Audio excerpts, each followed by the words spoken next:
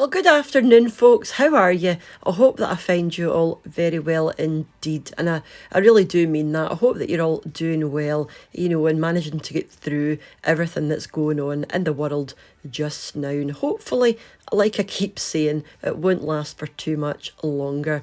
So today it was actually yesterday, I made these amazing hot cross buns.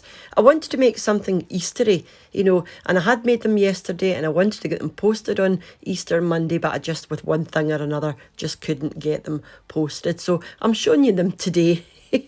But they're well worth the effort if you do like this kind of thing.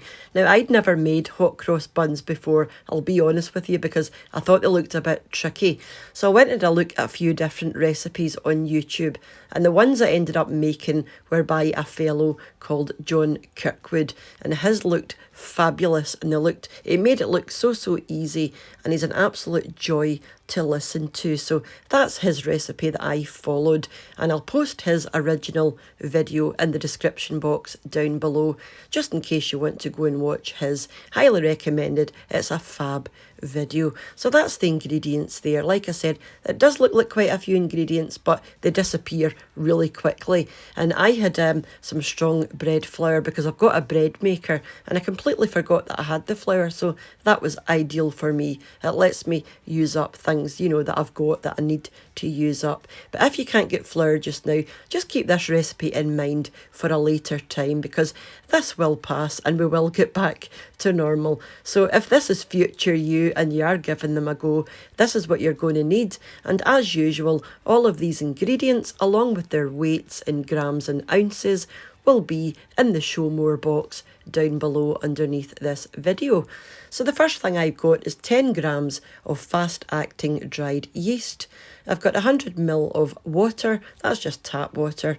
You're going to need 250 grams of dried fruit. I've used a combination of mixed peel, raisins and sultanas. 100 grams of plain or all-purpose flour. I'm using 5 tablespoons of apricot jam as my glaze, but you could also use just a simple solution of sugar and water if you don't want to use the apricot jam.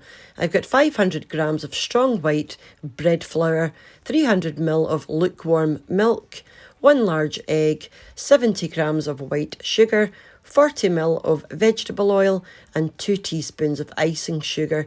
For spices, I'm using half a teaspoon of salt, half a teaspoon of nutmeg, 2 teaspoons of mixed spice and 1 teaspoon of cinnamon. So that's it. So let's go and see what we do next. So like I said, you will need 500 grams of strong white bread flour, and I forgot that I had this, so luckily I did have this and I didn't have to go out and buy it. So I've got quite a few bags of this actually, so you might see quite a lot of bread recipes coming up. And this was the mixed peel that I used. 250 grams altogether with the currants and the sultanas. So that's it. So the first thing we're going to do is mix in our dry ingredients. So put your flour into a bowl, and to that pop in your yeast and then your white sugar. You just want to grab yourself a whisk and just make sure that your ingredients are thoroughly combined. Just take you a few seconds. And once you're happy, you can pop in your spices. So like I said, I've got some nutmeg, I've got some cinnamon, I've got some mixed spice, which is just a combination of all of the other things, and some salt. And again, you just want to give this a good mix. Now the last dry ingredient is going to be your dried fruit. Like I said, I'm using some raisins, sultanas and mixed peel, but you can use whatever you like. But I certainly would not skip on the mixed peel. That's going to give you your proper hot cross bun flavour and texture, so I would always add that if I were you.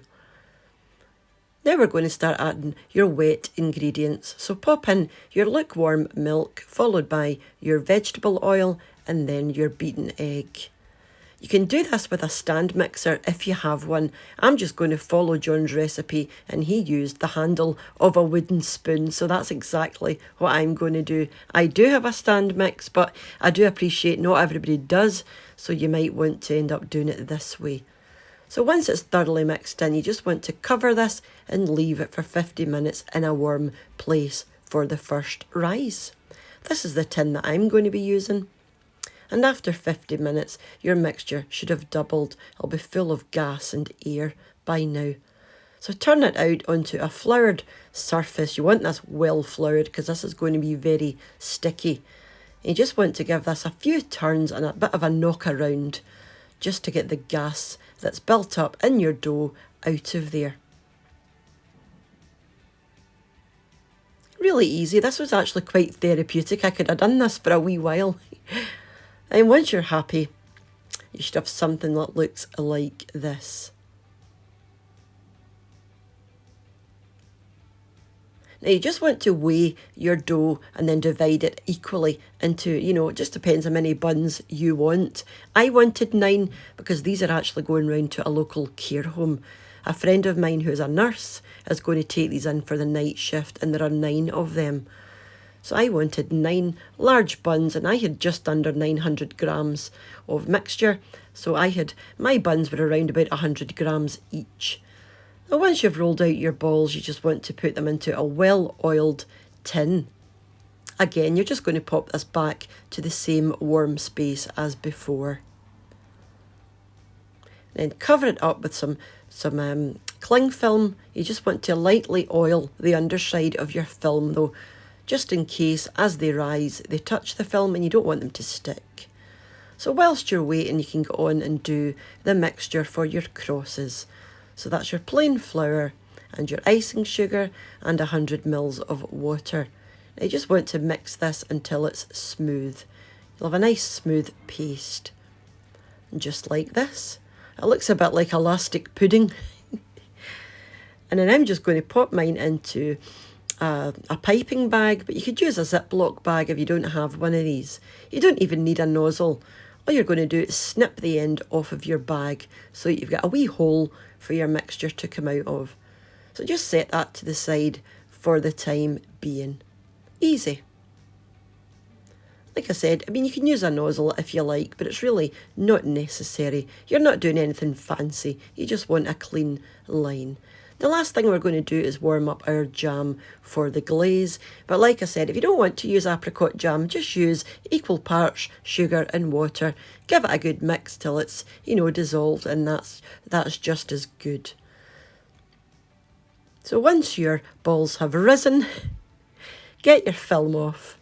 And you just want to make your crosses. So just go straight along and your mixture will find its own way down those gaps.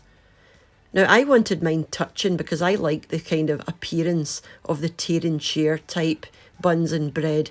But if you don't want yours to touch, just space them out a bit further.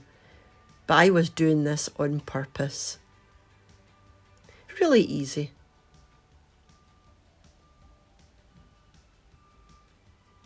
So once you're happy with your shapes, now's the time to get them into the oven, and there are your temperatures there for between 20 and 25 minutes. You want them nice and brown on the top. And the last thing I'm going to do is glaze the top with my warm apricot jam. But like I said, you can just use water and sugar if you prefer. But I think this gives them an even nicer colour, because it's kind of yellowy. And you want to let these set for about half an hour and they'll go lovely and sticky. Now you can have these as they are obviously, but more traditionally you would slice it through the middle and put some nice chilled butter on them, or even pop them into the toaster, to have a wee sort of tea cake moment. So that was it. That was my wee recipe. And like I said, I will not be slicing mine through the middle as I would normally do because they are for someone else and I don't want to give them round to the care home all sliced through the middle. That'd be a bit bizarre.